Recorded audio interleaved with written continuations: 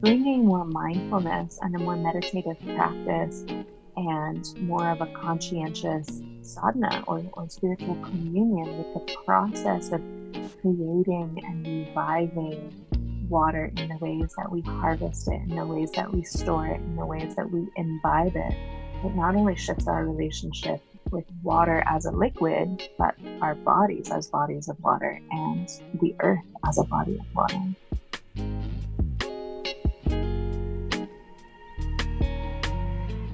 You're listening to the Feed Your Wild podcast, a conscious lifestyle show about all things nourishing for your body, mind, and soul. I'm Vanessa Rodriguez, and join me for candid conversations with changemakers, exploring health and wellness, food as medicine, intuition and spirituality, and nature-based practices that will transform your health and feed all parts of your wild self. Welcome back to Feed Your Wild. This is your host, Vanessa Rodriguez, functional nutritionist, Akashic Record reader, and intuitive nourishment guide. And you guys, I am so freaking thrilled about this episode. This was an incredibly epic interview with our guest, Isabel Friend. Isabel is an international water advocate. She's a public speaker. She's a nutritionist. She's a Reiki master. She's a lot of amazing things. And I have her on today talking all about sacred water. If you've been following the podcast for some time, you've probably heard me talk about water and how water has been in my heart for such a long time, but really within the past, I would say 2 years, I felt like water has been speaking to me, and I've been receiving messages about water through the Akashic Records, and I haven't fully carved out to the time and space to dive into all of that. As a health professional, I definitely have gone into the research in the realms related to water and in support of clients and teachings that I have. So while there was this peripheral understanding of hydration, water dynamics, some of the biology, my own personal curiosity got me deeper into the crevices of the research, looking at deuterium depleted water and easy water. These are things that you're going to be hearing about in today's podcast. So I was so excited when I came across Isabel's work. I mean, the magic of the internet. I don't even remember how I found her, but she is the real deal. She speaks into all the aspects that I've been wanting to touch on, but literally as someone who doesn't focus on water would take me years. And so here we have the honor of having somebody who has dedicated so much of their energy, their time, and their heart to sacred water. One of the things that has been very clear to me when I'm working with clients, and particularly when I open up their records around their health, is that there is an epidemic of dehydration. And it's not that we're not drinking enough water.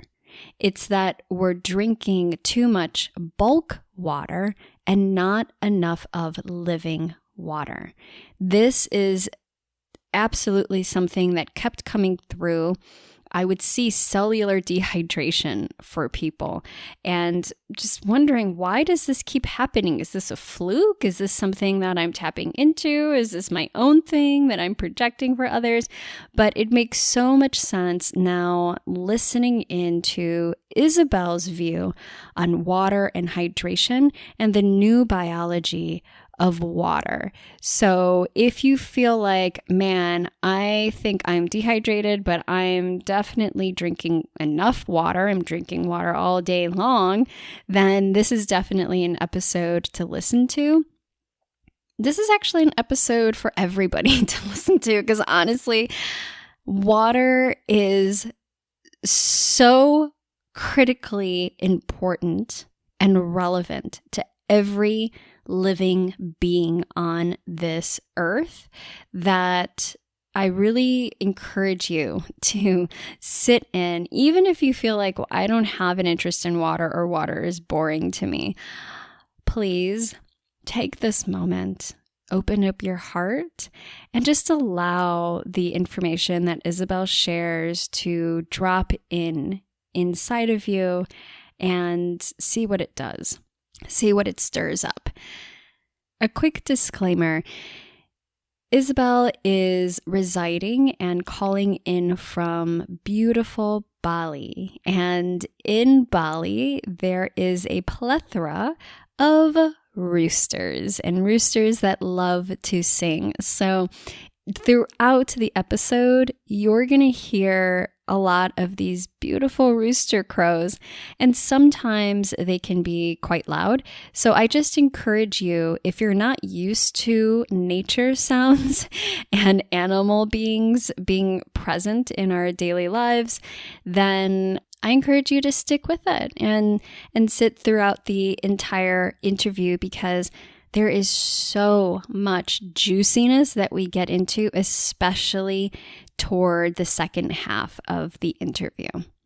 We touch on so many areas of water that I've been wanting to dive into. We start off with looking at the best kinds of water to drink and filtration systems, the ones that Isabel recommends. So very practical information. The difference between wild living water and filtered water.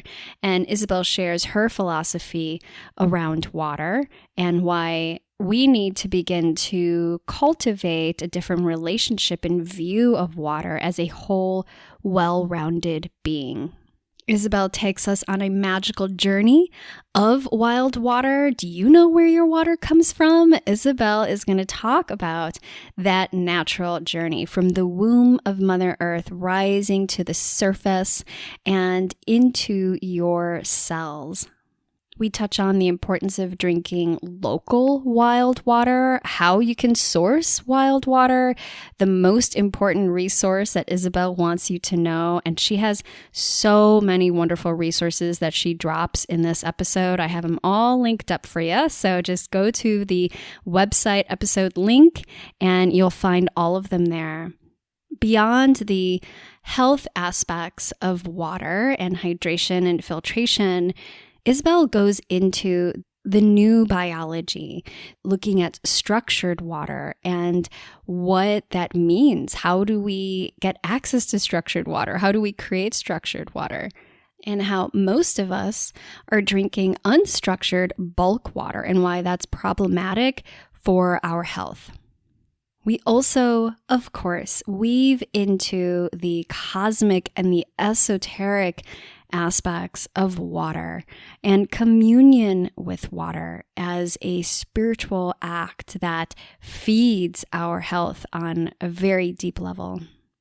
Isabel shares the origin stories that contain water, insights from indigenous perspectives, and the ways that humans have been communing with living water as a source of information, divinity, and tapping into the memory of the universe. So yes, we talk about crystals and water scrying and hydromancy and working with water to tap into the answers of all of our greatest questions. But of course, we cannot talk about water without talking about all of the problems that we are seeing from our distorted relationship with the elements and with Mother Earth. Isabel talks about the political situation, privatization and accessibility issues around water, the water wars, and how we can step up as water guardians and embrace water activism in our daily lives.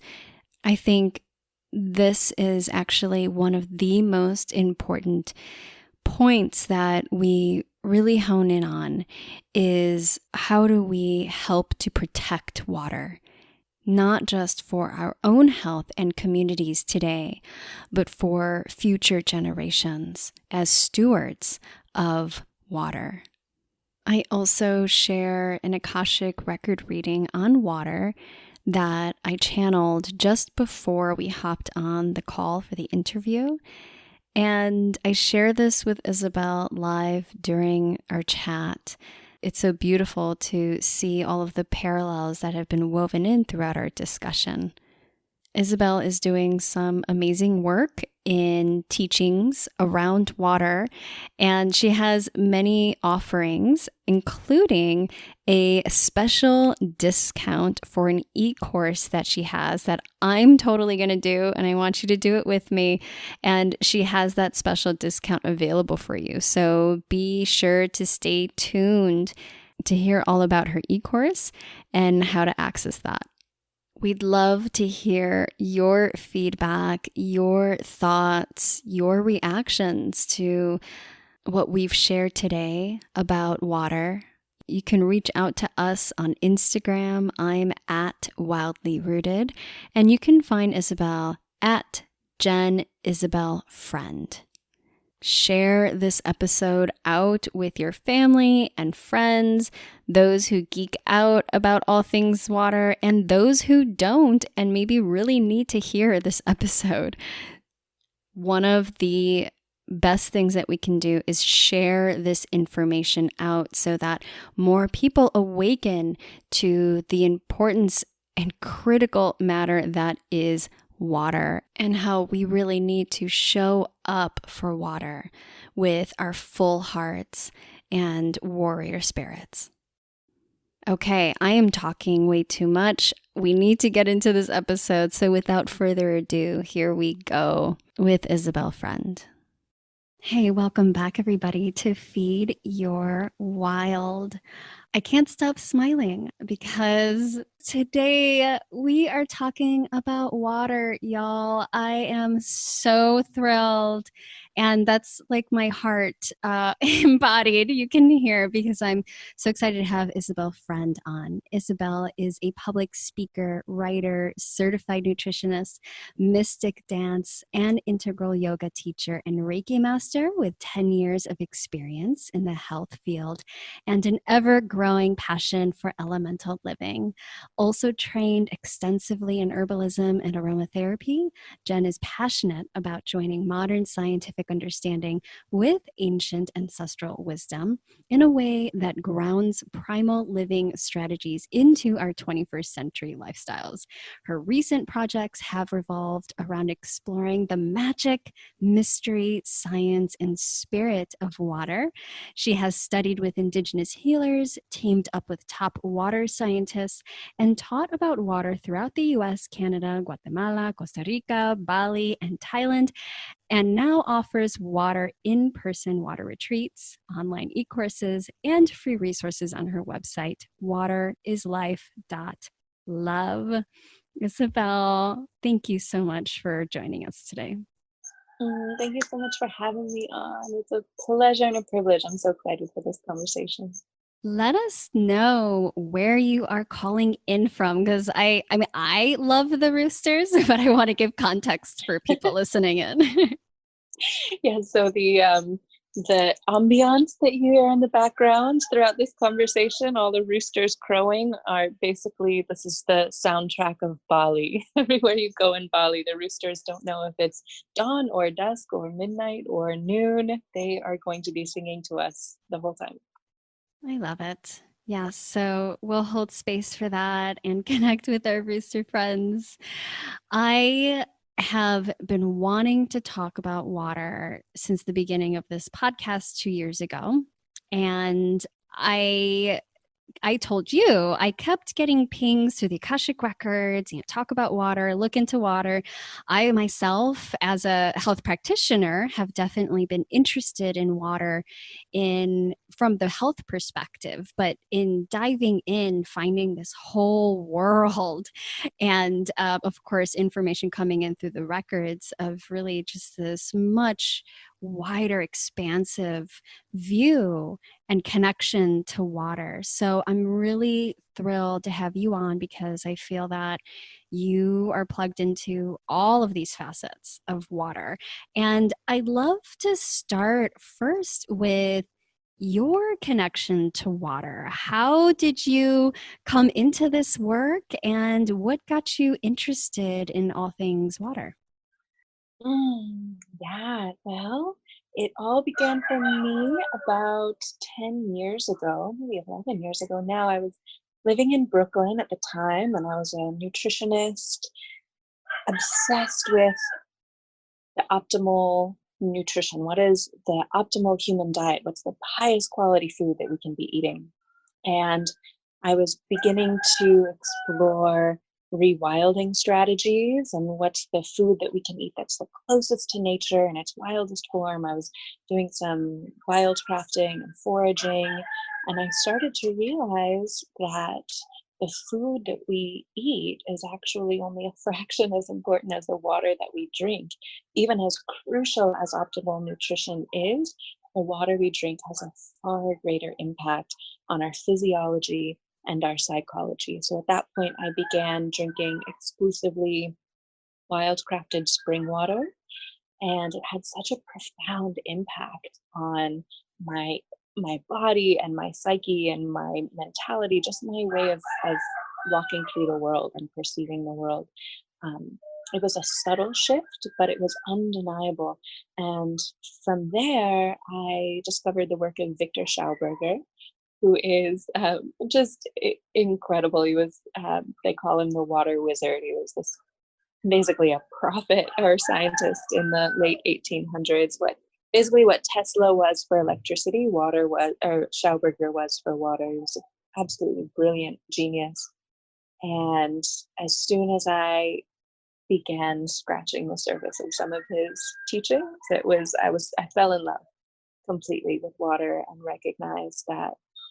began to recognize that water holds the answers to humanity's toughest questions. All of the most profound and timeless teachings of the earth can be found in water's wisdom. So that was about 10 years ago, and I still continuously, after studying water for 10 years, I still learn new things every single day. And even after a lifetime of studying water, I know I still will have barely scratched the meniscus of what's possible to learn from her. Well, that's why I was so excited to have you on, Isabel, because when I started going into the literature, I was like, oh my God, this is a lifetime's worth. This literally to dive into this story of water and like who and what water is. Um, it takes much more than, a weekend warrior dive into the research. And so I thank you for dedicating your time and energy to this and your consciousness to this space because I think it's so critical. I, as a health professional, I receive a lot of questions, also from listeners, around water and health, and they usually begin with asking, what is the best kind of water to drink? And looking at the different filtration systems, I think there's a lot of information and misinformation out there. A lot of people are also making money on things such as various filtration systems, and so I want to start there with sort of the basics as a primer, and then also speak into, you mentioned, wild crafted spring water and what the difference is between all these various filtration systems and processes and wild water. So yeah, let's start there. Absolutely. I think what all of the filtration systems aim for, whether they do so optimally, whether they do so effectively or not, I think it's sort of common sense that we want our water to be in its most pure and pristine state. And so the idea is to bring water back to as close to nature as possible, as close to its natural state. And so there are countless filtration systems, there are countless methods, there are countless philosophies around water. And really, my philosophy around it is just looking at how nature ennobles water. And I say ennobles because water is not just H2O, as we've been taught. There's actually no such thing as H2O in nature because water doesn't exist in a vacuum. Even when water evaporates into clouds, which is a process similar to distillation, even in the air it interacts with carbon dioxide and then it becomes H2O CO2. So we have to begin looking at water as a whole and well-rounded being. So when you look at a lot of these filtration systems, what you see is that they create a processed water, a highly refined water, or a water that's been stripped of all of its natural constituents. So for example, if you have reverse osmosis or distilled water, that's had all of the minerals stripped from it, and it's had all of the H2O molecules spread apart from one another, and then they come back together in a jumbled way rather than an organized way. So those methods aren't necessarily the best at mimicking nature. In fact, the World Health Organization has actually warned against drinking reverse osmosis or distilled water over the long term, warning about things like diuresis and heart disease, because they can actually leach minerals from the body over time because the water becomes hungry. Water always wants to return to its natural state. And so if the water is has been stripped of everything, it's what hydrologists call an aggressive solvent. So it will aggressively try to just fill itself back up again. And so it can actually leach minerals from your body, or it can pull the phytoestrogens from plastics into itself. It wants to become whole again. So these sorts of methods that strip water are not ideal. There are other methods of filtration that mimic the Earth's geological layers. So, for example, carbon block filters. There's activated carbon block filters, and there's catalytic carbon block filters. There are multimedia filters. There are these different filtration systems wherein water is put through various strata of rocks and substances that allow the larger particulates to fall away from the water. And that's a more natural method. It's still a secondary option, though, to just getting your water directly from the earth herself. If you're starting with tap liquid, then it's absolutely important to find a very high quality filter. Either you get a filter or you become a filter. So it's important to look into filters that mimic the natural processes, but it's even better to just source your water directly from nature herself. And what we see in the way that nature treats water is she doesn't just filter it. Water, when it seeps into the soil, it goes through these layers of rock and carbon and clay deposits. And we know clay is detoxifying because we use bentonite clay to cleanse our faces, and we practice geophagy when we're doing cleanses, and so she goes through all of these layers of soil, and the microbes and the roots pull off large particulates. And so sometimes it can even take hundreds of years for water to reach the lower layers of strata and seep down into the aquifers. And then within an aquifer, or these underground lakes, water is held for hundreds, sometimes thousands of years in the womb of Mother Earth, deep in this cool, dark belly, where water is often exposed to paramagnetic rock formations that actually magnetize the water. And then at the perfect moment of ripeness, water is drawn to the surface in a vortex of lunar gravity. And this vortexing, levitative movement actually brings water to the surface in a way that structures it, that exposes it to healthy microbiota, microflora, just a whole healthy microbiome within the water.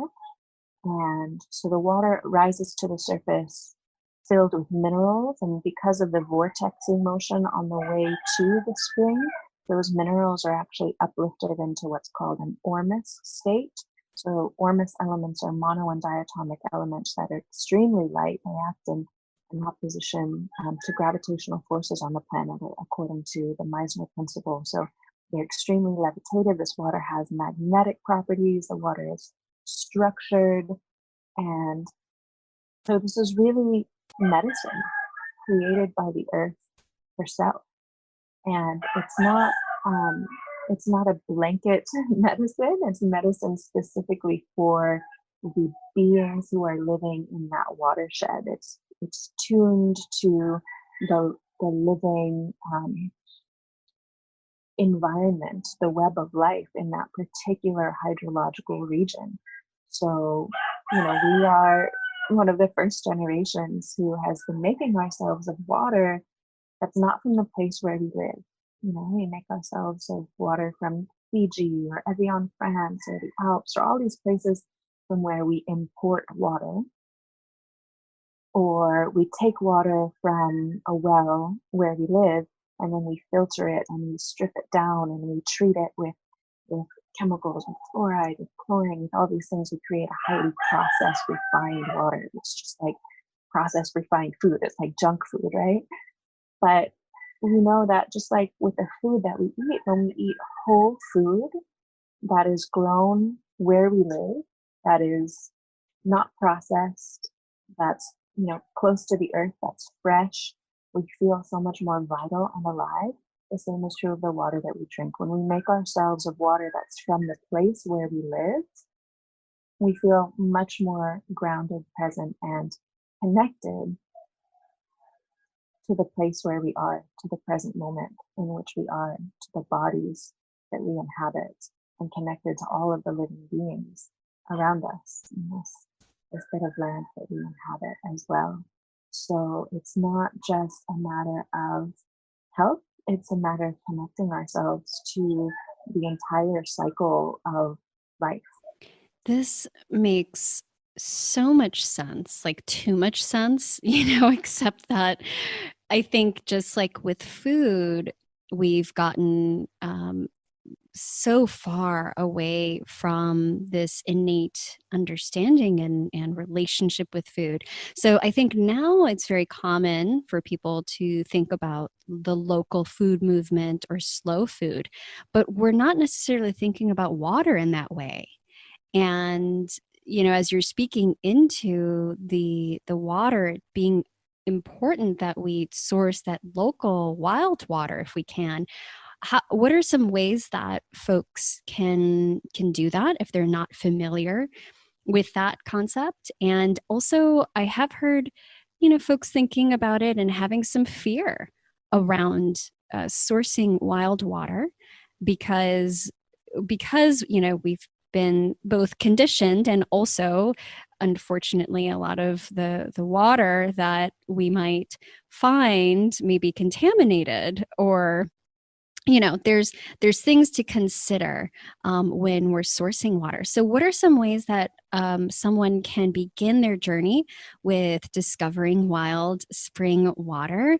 And for those also who may not have access, if you have a favorite recommended filter for the water that they do have access to. Absolutely. So this is probably the most important resource that I could give you today. If you remember nothing else from our conversation, just this link is life-changing. It's findaspring.com. Findaspring.com, it's a user-supported database that was created by Daniel Vatalis and is now sort of stewarded by water keepers all over the world. And you can go on there and you might be surprised to find just how many springs there are in your area, regardless of where you live. You know, even when I was living in Brooklyn, there was a spring right on Staten Island where I could go and source my water. You know, there's springs even in the belly of big cities like LA. And even if your closest spring is an hour away from you, and who doesn't drive an hour to go to the airport?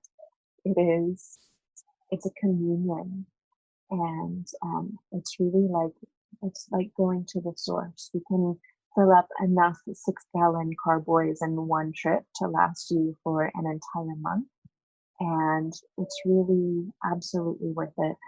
You know, our ancestors for countless generations stewarded these springs as sacred places, and they left them as a legacy for future generations.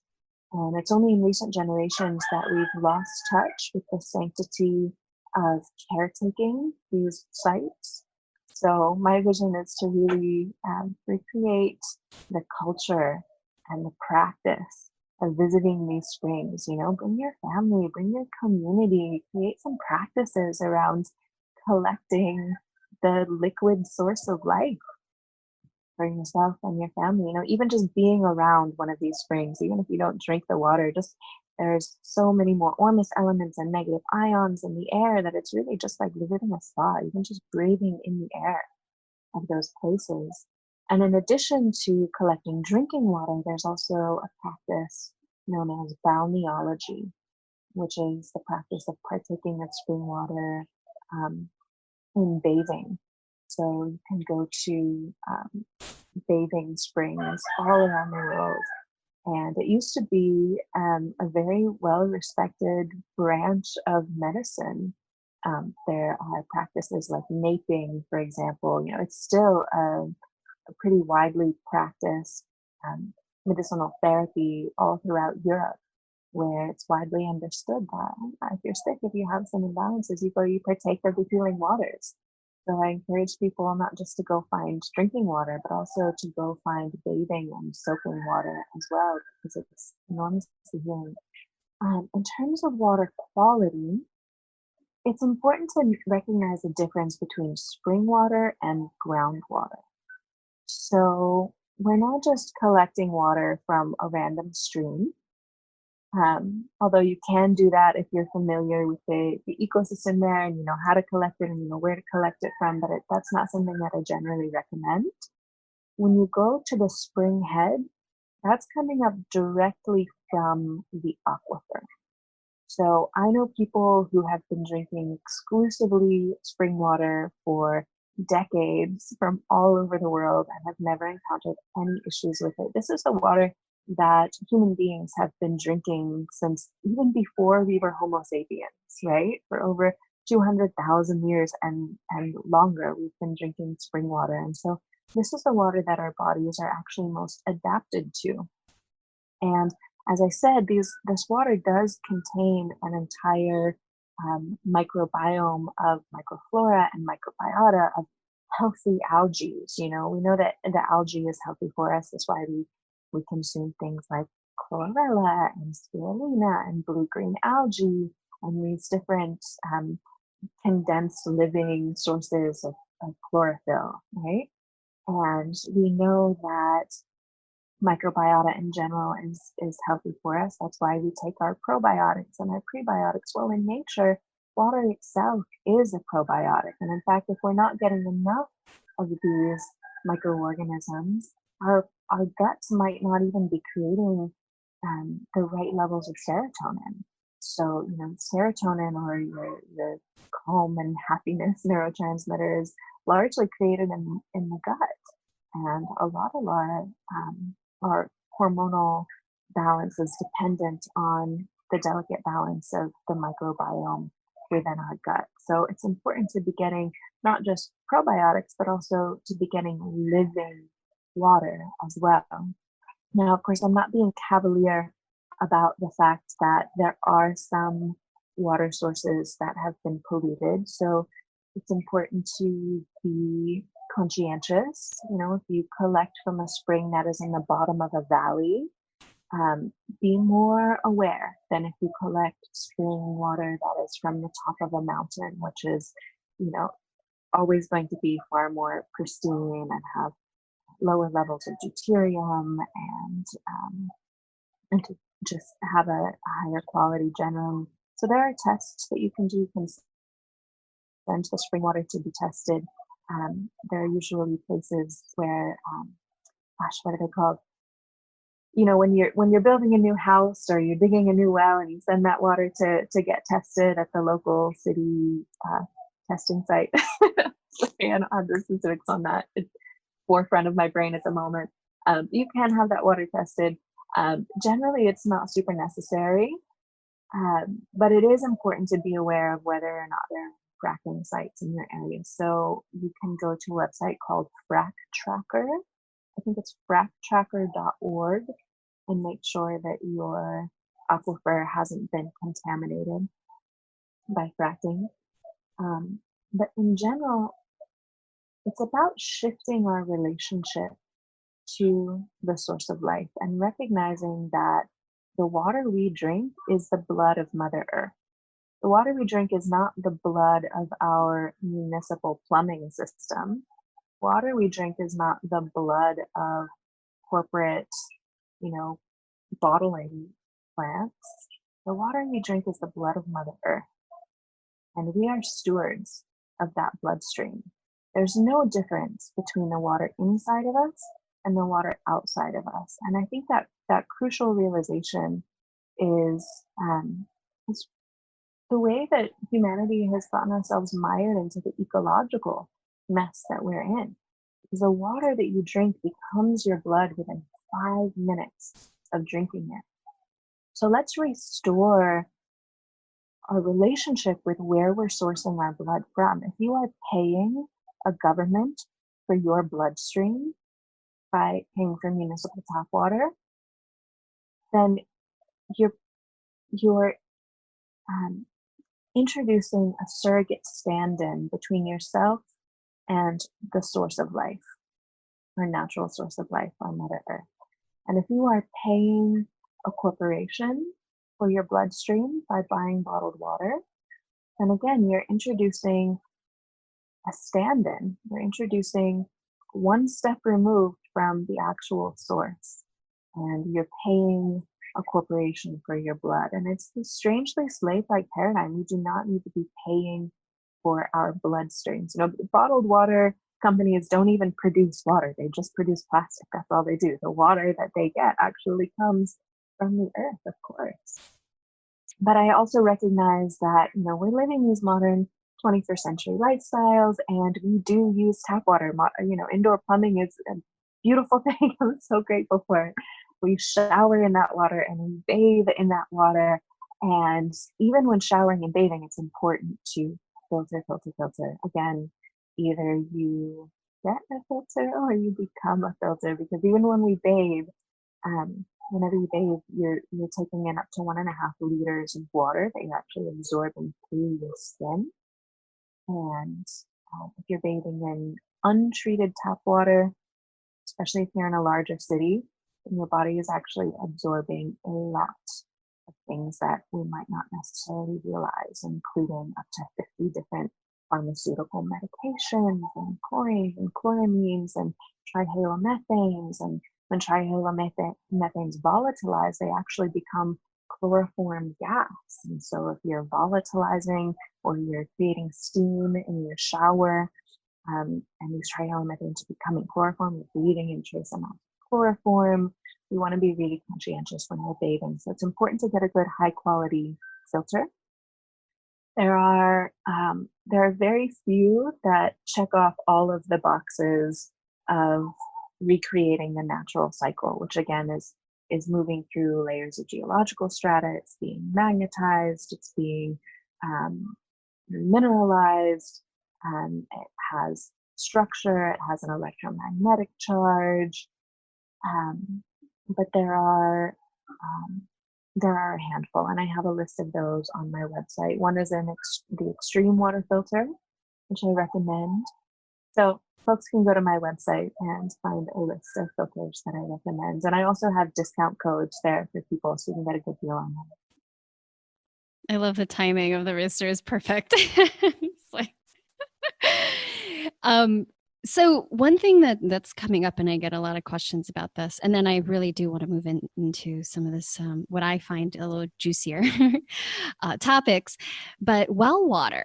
And my understanding is that well water really depends on the land that you're living on. What are your thoughts on those that source well water? Yeah, so well water is probably among my top 5 favorite kinds of water. Um, it's different from spring water in that it's not quite mature. So what Victor Schauberger distinguished as the difference between mature water and immature water. It's sort of the difference between an apple that's been picked from the tree at its perfect moment of ripeness versus an apple that is still small and green and not quite ready. Or, if you take a baby from C-section after 6 months versus allowing the baby to come naturally in her own timing at 9 months. So a lot of people will say, oh, I have a spring-fed well.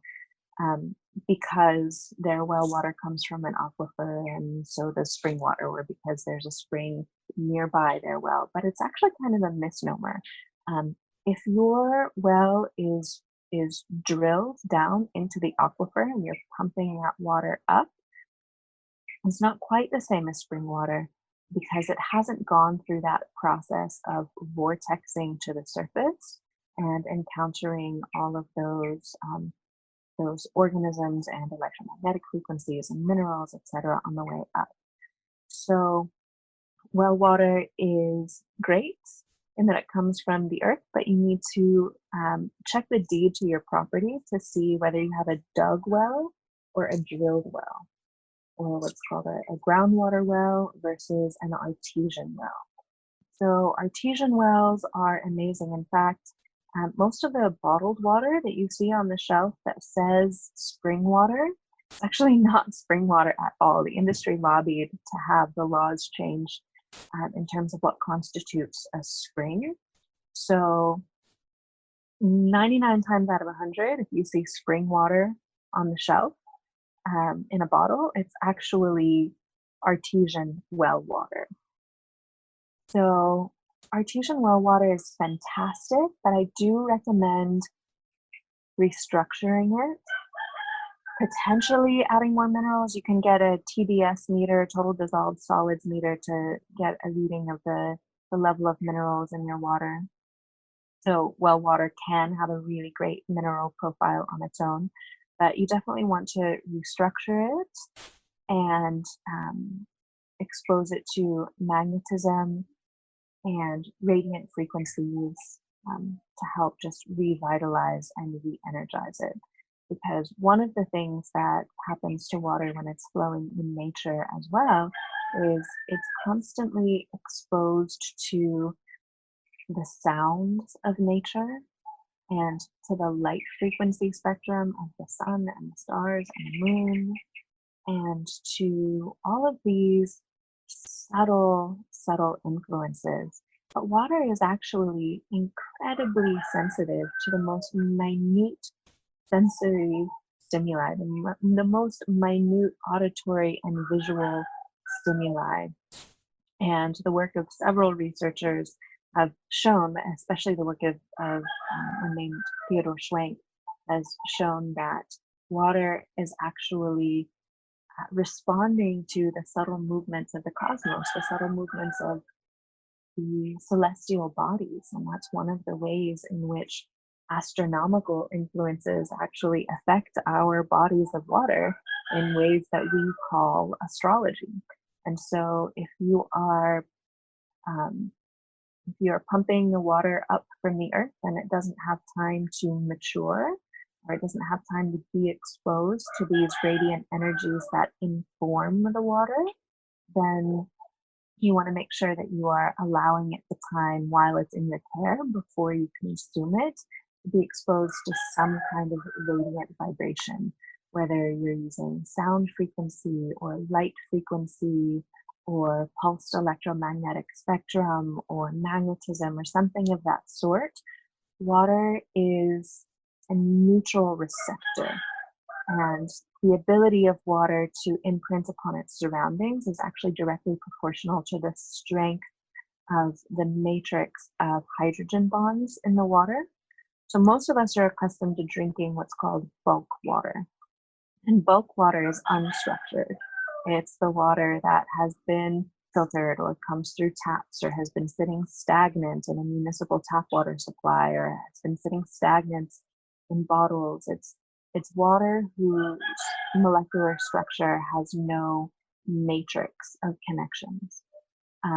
But in nature, especially spring water, the vortexing motion, that spiral motion of the water as it is drawn to the surface, actually bonds the molecules together in hexagonal patterns that mirror a crystalline structure. And it can be a bit of a leap for some people to think of water as having a crystalline structure because it appears as clear liquid either way. If you have, well water in one hand and spring water in your other hand, it's going to look exactly the same.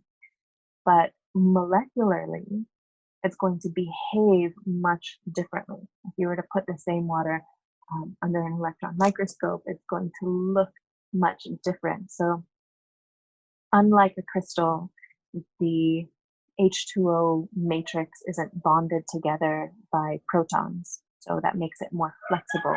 But you still have these sheets of molecular matrices that act exactly like a crystal. So a crystal is anything whose molecular structure is in an organized repeating pattern, and because it is in a formation, it's able to store information. And so water that is structured or in its EZ or exclusionary zone state, it's actually a fourth phase of water beyond solid, liquid, and gas. And it does behave like a completely different phase of water in its ability to store and imprint on information and actually deliver that information into our bodies. So we are not just electrochemical beings. We are also electromagnetic beings. We are not just physical beings. We are also energetic beings. And water is the medium through which all of the subtle energies and the subtle information from the ethers, from the cosmos, from the earth, from our environments, it's the ways that we interface between the physical and the etheric, between the human and the divine. So it's important to make sure that the water we drink is not just an inert and inanimate liquid that is a random jumbled chaos of molecules whose molecular formations are forming and breaking apart billions of times per second, as is the case with bulk water, which is mostly what we drink, but that it's actually medicine, not just for our physical bodies, but for our energy bodies as well. I love... Which is a bit off the topic of well water. Well, no, this is perfect the way that this is unfolding because it's going exactly where I want to go with this, in really looking at this connection between, for example, the biology that you're speaking about with water, new things that we're learning about water, these different phases, that fourth phase that most people are not aware of, the implications of that fourth phase of water acting in the many ways that you spoke of, and also that we have an ability to support our health through structured water. You mentioned some of the ways through magnetism and light to structure the water.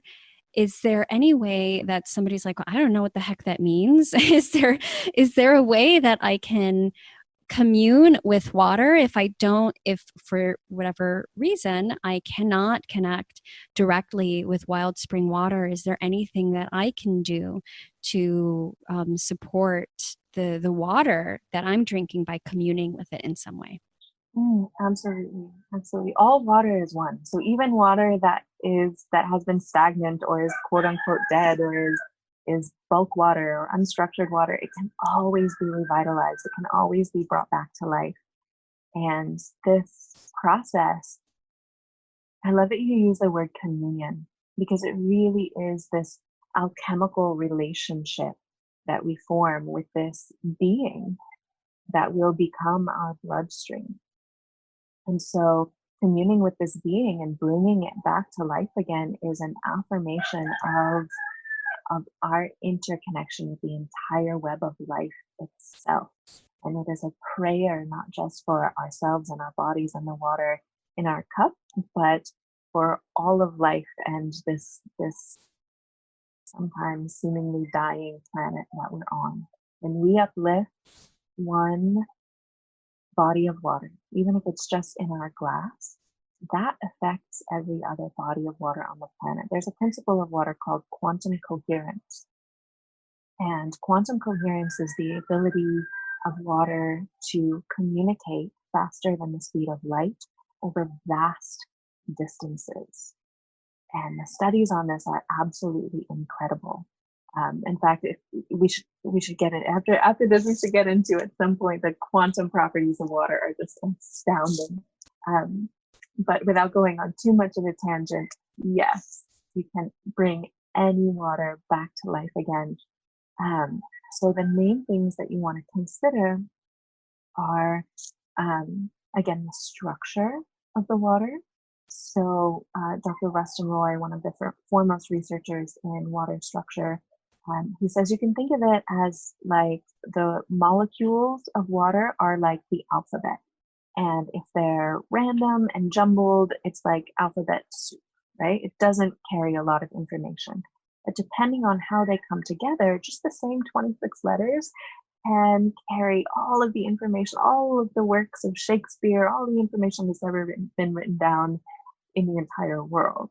You know, it's infinitely diverse. And even just the simple H2O molecules literally carry all of the information in the entire universe across all of space and across all of time.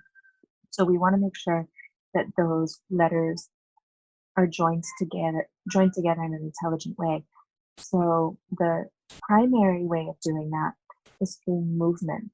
So as we talked about, there's vortexing spiral movement, and you can recreate this either through getting a vortexer. I have some links to those. I don't sell anything directly personally, but I've got resource links to everything on my site, so you can find suppliers of all of these things. My favorite little hacks that as a traveler, as a nomad, I love anything that is portable and simple. So the two things I use most often to vortex my water are it's actually a protein mixer bottle. It's marketed as something that will mix up protein powder for you, but it creates a cyclone in the water, which is just perfect. That's exactly what we're looking for. We want to get all of these molecules moving together in a spiral pattern that bonds them together. Or there's a latte frother. So you can get a little latte frother that's kind of an immersion blender, and you stick it down in a cup of water and it creates a cyclone in there. Now, when water is moving is when it is most sensitive to its environmental stimuli. So praying with your water, singing to your water, exposing it to light frequencies or magnetism or all that is beautiful at any time, even when your water is still, but your water is particularly sensitive when it's moving. So that's the ideal time when it's vortexing to expose it to radiant frequencies. There's also cascading water structurers. So there are some water structuring devices that sort of mimic the way that water tumbles over rocks and stones, or the way that water falls down a waterfall. What you don't see directly when you're witnessing water in a stream is all of the tiny inner vortices that open up. Whenever water tumbles over a rock, it doesn't just flow in a linear way over the rocks, it's actually creating all of these internal spirals as it flows over the rocks. And so it has all of these, just an infinite number of internal vortices. that are structuring the water. And also when it tumbles in that way, the water is incorporating nanobubbles of various gases. So just like we want to move as bodies of water, we always need to move. We don't want to be stagnant for too long or we start to get sick. Water is the exact same way. And just like we need to breathe, water also needs to breathe to exchange gases like oxygen and carbonic acid. And whatever we do to our water, we do to ourselves. So if we make our water sit still in a bottle and it ends up off-gassing all of these important gaseous bubbles that are in natural water, well, we're going to create a lot of stagnation of chi in our own bodies when we drink that water as well. So the movement of water is really important to the structure of water. Also, radiant energies can structure water. Dr. Gerald Pollack has shown that one of the most important factors is near infrared spectrum. So this is one of the reasons why I don't know if you've seen these red light therapy devices where you can place a red light pad somewhere on your body where you have chronic pain, or you can just sit in front of a wall of infrared spectrum light, and it's enormously healing. One of the reasons it's so healing is because it's actually increasing the structure of your body's water. So your body already is naturally highly structured, but over a lifetime of drinking bulk water and of inflammatory lifestyle practices and chronic dehydration, your body water generally and gradually starts to lose its structure. So we want to keep our body water highly structured by not just exposing our drinking water to these frequencies of the light spectrum, but even being in the sunshine, using these red light therapy devices helps maintain the structural integrity of those hydrogen bonds. Also, magnetism. So dipolar magnets create a more structured water. So water is a dipole, meaning that it has a north pole and a south pole on every molecule. And generally with bulk water, those are, again, misaligned. They're just floating in a lot of different directions. But when you expose water to magnetism, it aligns the poles, it decreases the surface tension, and it creates a more densely packed molecular structure that allows the water to actually be wetter and to be more easily absorbed into your cells. So you get a much more penetrative hydration and deeper intracellular hydration with magnetic water. It's also been shown to be incredibly healing for just a variety of different ailments.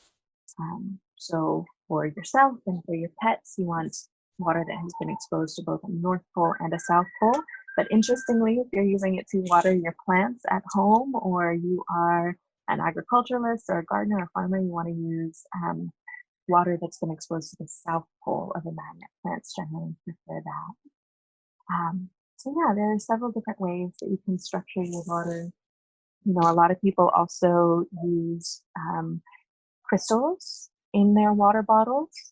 And this works on a property known as epitaxy or transference, which holds that any substance that is highly structured will create more order in anything around it. That it just has a more ordered field. And so if you have water, even if you have highly structured water, and you pour a little of that highly structured water into bulk unstructured water, it will bring more structure, more alignment into the chaos of that water. And the same is true with putting crystals in your water. Because the crystal is highly structured, it's going to imprint a more crystalline field into the water. But I think people can go a little bit too far with this. Like it's not going to create the most highly structured water. It's really a spectrum. It's not like, oh, this water is structured and this water is not structured. It's a spectrum. It just depends on the strength of the hydrogen bonds and how tenacious they are.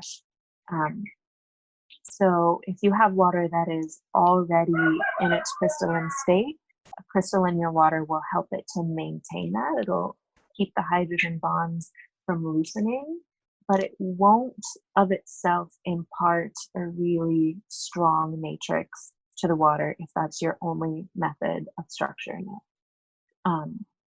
Because again, whenever water moves, it's re-imprinting. So Dr. Patrick Flanagan actually showed that water that's been exposed to crystals will have more of a structure, but as soon as it starts moving again, it's going to repattern.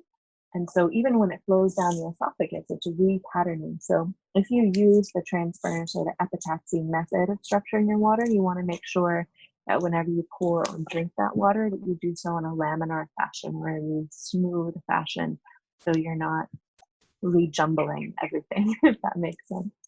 So yeah, there are a lot of different methods of creating more crystalline water. And it's a fun process, it's really just a joyous communion. As you said, it's a relationship, it's an alchemical process. And I think one of the ways that we've strayed from nature is just this sort of blind convenience and sort of mindlessly trusting that water just comes from the tap and we just drink it sort of thoughtlessly and we trust in that convenience. But bringing more mindfulness and a more meditative practice and more of a conscientious sadhana or spiritual communion with the process of creating and reviving water in the ways that we harvest it, in the ways that we store it, in the ways that we imbibe it. It not only shifts our relationship with water as a liquid, but our bodies as bodies of water and the earth as a body of water. Isabel, I so appreciate the way that you speak of water, because it's been my experience most recently, and I know this is something that has been in place for since the beginning of time and connection to water and humans, and like as you were talking about pre-humans, that we had this relationship with water, and how we've really, as a more modern society, forgotten that connection. I myself have been reintroduced mostly through the records back into this consciousness of water that you're speaking about. And I'd love to go there. And before we hopped on our call, I shared with you that I did a reading. I opened up the records and wanted to connect in on the topic of water to see what came through for our interview. So I'd love to read a little bit of that, and then maybe we can, allow that to organically flow into the consciousness of water, the spirit of water, because I think it's really important to connect in that very deep way so that we can begin to reestablish our relationship and protect it. So, okay, okay, it's pretty short, but this is what came through before I hopped on. Water is the ancient storyteller, the wisdom keeper that holds the ancient knowledge, the secrets, the threads that have been tucked away. Water is an energetic portal. Through its crystalline structure, it's the earth's veins, the element that connects the fabric of all life. It is the wise shapeshifter, the transporter, the vessel, the medicine, the cosmic messenger, the essence of everything, the ether made embodied, akasha of the earth. And then at this point, water started to speak. I am the womb, the light, the breath, the blood. The flow of life depends on me. Feel my rivers through your cavernous body, carrier of whispers. No force can stop me. The truth of the cosmos, the key to your DNA, the blueprint for the new world, as you call it, the map of the world as it is, the medium for love. And yeah, it closed out at that point. So much of what you were saying, I'm so happy that I kept this toward the end, because I just feel there's so much reflected of what you were talking about in that. And I wanted to tune in to see what What's showing up for you as you listen in on that? Line by line, so many things. So many things. First of all, that's just beautiful. Just absolutely speaks so deeply to the truth of not just the truth of water, but the truth of life. Water is life, and life is a mystery. So water herself is an infinite mystery, but she's a mystery which is always communing, always available to tap into, to listen to, and every single indigenous culture, every single ancient culture had some method of communing with water in ritual and in ceremony. And I'm working on creating a mystery school around water that actually blends together the ancient indigenous teachings with the modern scientific findings, especially around the quantum nature of water and just how incredibly they are mirrored with one another. So one of the first lines you spoke in you said, I can't remember exactly how it went, but it was something about how water holds all this information and is always communing and is the memory of the earth. And there's a practice called hydromancy. Of course, every culture had a different word for it and a different method of practicing it. But hydromancy in general is divination through water. So, for example, the Kogi of Colombia, they practice hydromancy by dropping certain colored beads into a gourd full of water and reading the way that the bubbles come up from the water, and it provides answers to all of their questions. Or Nostradamus, for example, we're all familiar with the readings of Nostradamus. He predicted pretty much everything in the 20th and 21st centuries with an incredible level of accuracy. He received all of those readings by scrying into a bowl full of water. He would stare into this bowl of water, and all of this information would come to him. In ancient Celtic practices, there are just so many stories of dreaming by the water's edge, or by tossing something into a body of water and reading the way that it would float or sink, and allowing that to provide answers. Or the oracle at Delphi, for example, all of these ancient oracles around that time in history, they would partake of certain particular spring waters, and it was believed that these different springs would send them into different qualities of trance states that would provide different levels of spiritual connection. So the oracle at Delphi, for example, she would drink from the Cosotus spring and breathe in the water vapor from a cleft in some rocks in a cave, and that would send her into this state of spiritual connectivity where she would receive all of the answers. So water is the memory of the earth, but not only the memory in the way we think of memory as being backward through the past, but also forward in time as well, because water is the physical body of the ethers. When you look at the indigenous origin stories of how the universe was created, they all speak of, and I've studied countless origin stories, and I have yet to find a single one that doesn't have water at the core of the central theme. And there are variations, of course, they all use different languaging. They all say either it was a combination of fresh water and salt water or that created life, or a combination of fresh water, salt water, and light together. And most of them say that they distinguish the creation of the universe and the creation of the light.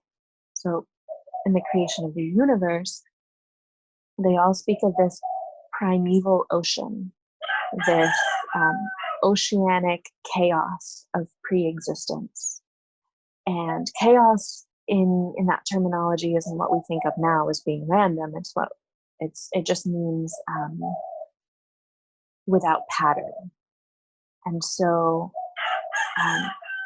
the chaos of this etheric ocean is the primal source from which the more patterned creation comes into being. And it's interesting because if you look at modern cosmological findings, it mirrors what they call the quantum field or dark matter, dark energy. And there's actually a new theory in physics and cosmology called dark fluid theory. That because dark matter and dark energy behave more like wavy fluids than anything else, it's considered a dark fluid theory. And basically it says that there's this oceanic energy that connects all time and all space, that is consistent in every point in space, every point in time, every dimension in existence, that is the unifying field of everything.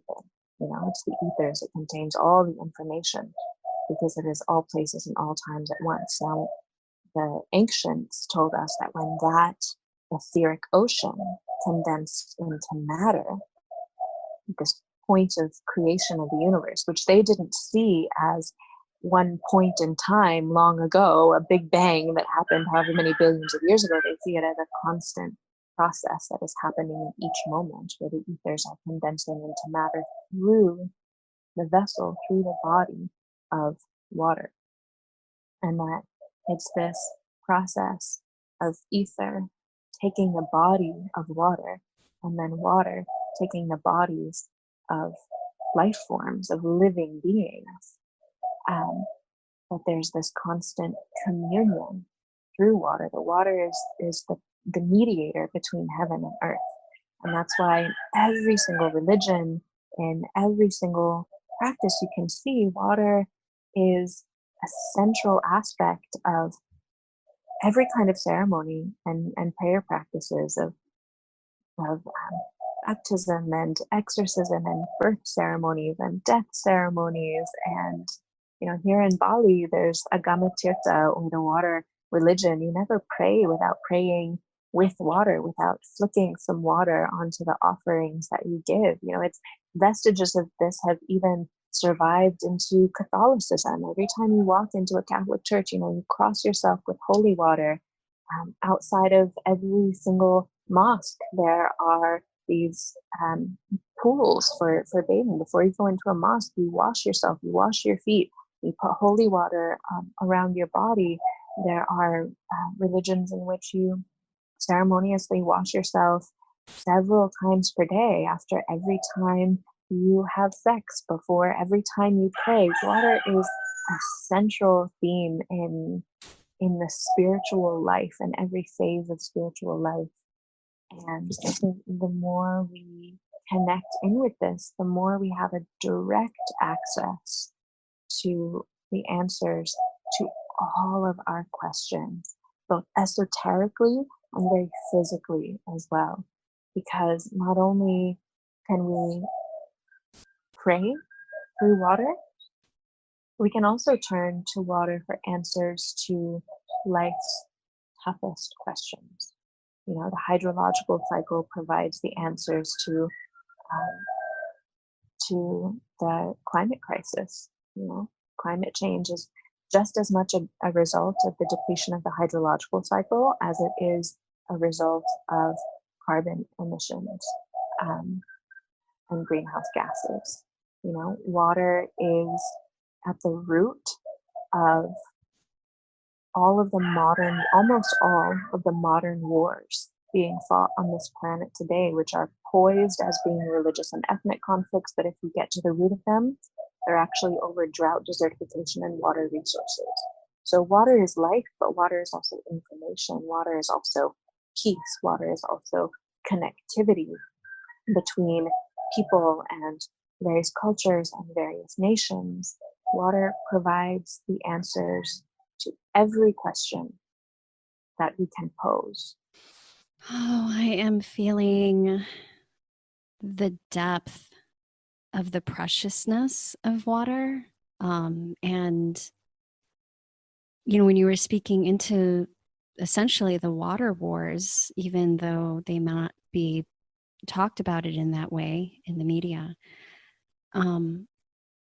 I think about what are the ways that we can really move forward in a way that protects the water. I know that in most recent events, I think more people are seeing, especially the indigenous relationship in many parts of the world, looking at water as life and this need to protect water, and what's this thing called fracking, and all of these things that are bringing to mind our distorted relationship with all of the elements, but in particular water.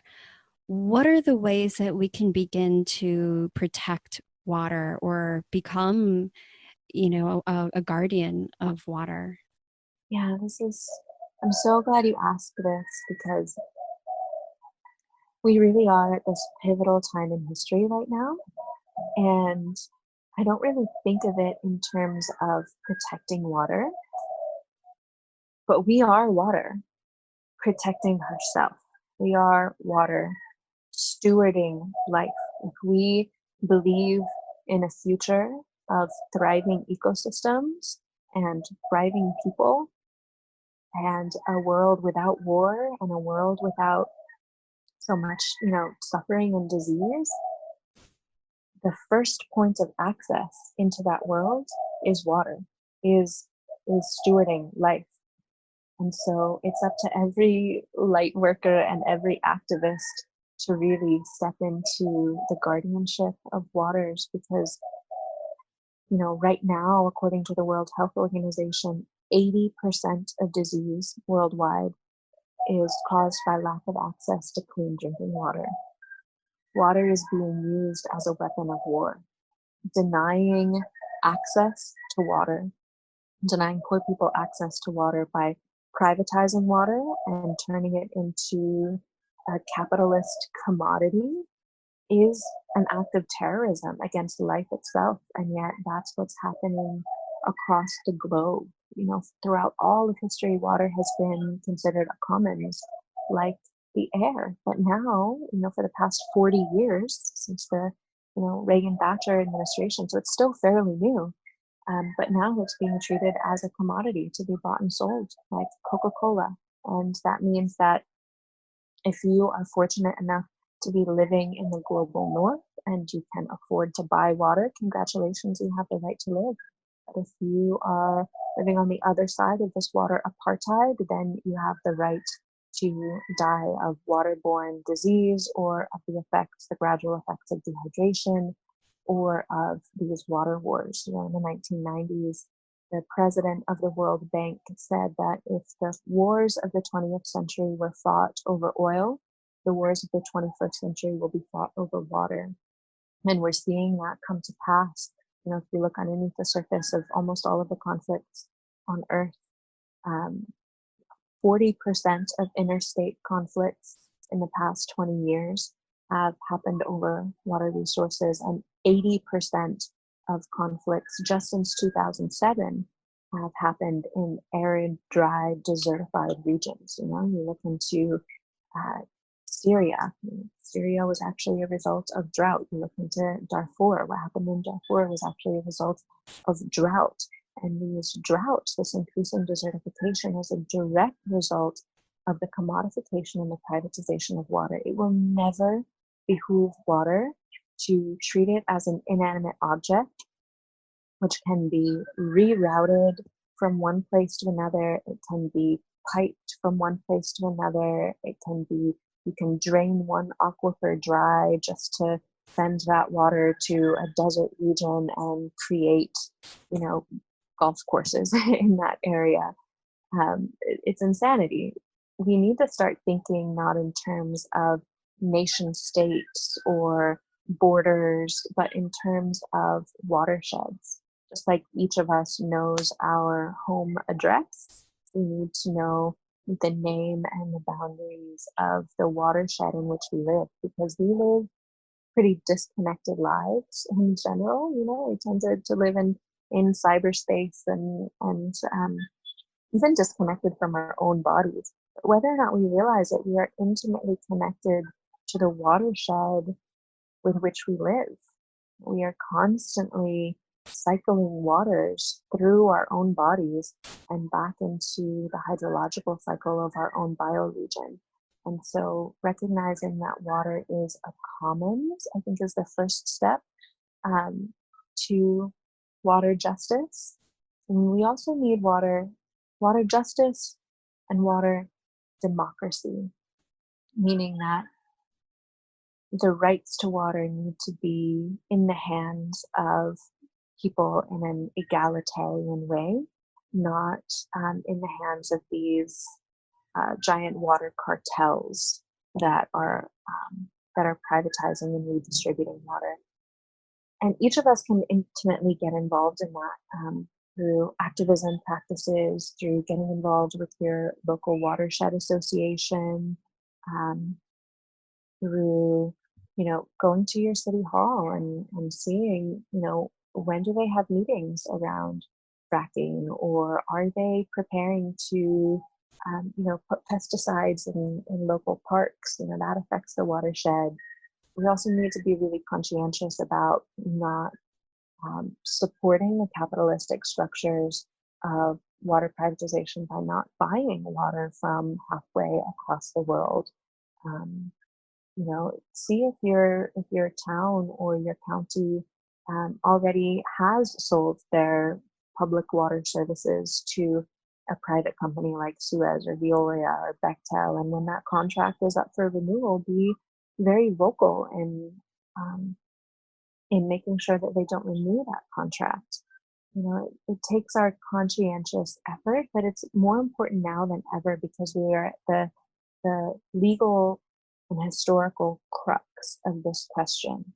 And the way in which this question is answered will determine for all of the rest of human history from here on forward, all of future generations, whether or not they will have access to the liquid source of life itself.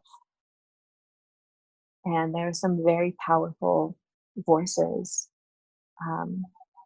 some very deep pockets, rather, that have invested so heavily in blue gold that the more the planet desertifies and the less people have access to clean water, the more valuable their private clean water assets are.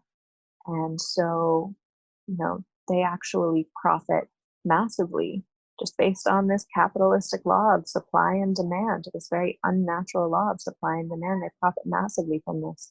So we need to be very involved, both at a local level and also a global level. The United Nations has adopted treatises on water, but there's no actual enforcement of them. There's a nonprofit called the Blue Planet Project, which is doing some incredible work around water rights, water justice, and water democracy. So I definitely recommend getting involved with their project. There's also a nonprofit called the Water Keepers Alliance, which is run by Robert Kennedy Jr., that I highly recommend getting involved with. I have some free resources on my website, a blog and a video with just a number of links and resources that you can use to activate. And I would also just say, for those of us who are living in the United States, we're all familiar with the North Dakota Access Pipeline because it got a lot of press. But the media has stopped covering pipeline projects like that. And yet there are 97 other pipelines, just like the Dakota Access Pipeline, that are in the works right now. So find which one is closest to you and pour yourself into protecting the water in your area, and really supporting Indigenous tribes, supporting Indigenous people, because they're often the ones who are on the front lines of this manifest destiny that is still very much an effort of colonialism to capitalize on water resources. So yeah, thank you for asking that question, because it's so important for each one of us to get involved now. Every one of us who is a body of water should be intimately involved in protecting the waters, because again, there's no difference between the waters inside of us and the waters outside of us. I will make sure to have all of the links to the resources that you mentioned, to your website. And Isabel, I know that you also have offerings because I am like so fired up right now about it. I know people listening in are like, tell me what to do, where to go. So, and you have so many beautiful offerings and teachings on your website. You also have a special discount for the listeners, which is so generous of you. Could you talk a little bit about your e-course? Yeah, thank you. So I have currently I have a free webinar that's available for people that is just kind of a basic overview of all of the most foundational aspects of the basics of water that I think everyone should know. It's only 70 minutes long, and it's a good place to start if you're like, wow, water seems amazing, but I have no idea like where to tap in with what's going on with water. It covers everything from biology to activism, um, to the science and the quantum nature of water, all of that. So that's a free webinar on the site, and then on the same page you can also find this e-course that I just released. It's a mini course, so it's just 7 days, and it's about 10 to 20 minutes a day for 7 days, and it's all about our drinking water. So it dives into the difference between reverse osmosis water and alkaline water and tap water and spring water and bottled water. And it really dives a lot deeper into the practices of how to bring these waters back to life again. And you'll learn how each one of them affects your body and your mind very differently. And so that course is normally $33, and I have a discount code for all of your listeners. It's wildly rooted. So if you go there and you type in wildly rooted, you'll get 20% off the course. And I also have a ton of free content, blogs, videos. Right now, I'm working on a series of videos in which we cover the ways that water holds the answers to the coronavirus. So, the specific ways in which water can be made medicinal to boost the immune system and to support antiviral health in the body, including deuterium depleted water, magnetized water, hydrogen enriched water, et cetera, et cetera. So definitely go and check those out. I'm also very active on Instagram, post a lot of water stuff on there. And that is at Jen Isabel Friend. And please reach out. Please, if you have any questions about water, as you can tell, I could yak about it all day long. I geek out on this stuff forever. So please reach out to me with any questions that you have. And yeah, I'm here at your service. Isabel, I am so grateful for your work and all of this information and your accessibility, for people to really learn, because this is such a huge learning curve, I think. We cannot let you go without asking our final question, which is, what is feeding your wild body, mind, or soul right now? Ah, what a good question. Honestly, being here in this land of Agamatirta is the water religion of Bali. I think um, more so than any place I've ever visited, their reverence for water and for life and for all the elements and all the directions, and their constant prayer and their constant offerings. And every day here they make offerings to the water, and to the air and to the earth, and there are temples everywhere. And I'm going to a waterfall with a water priestess, the high priestess of Bali, tomorrow actually.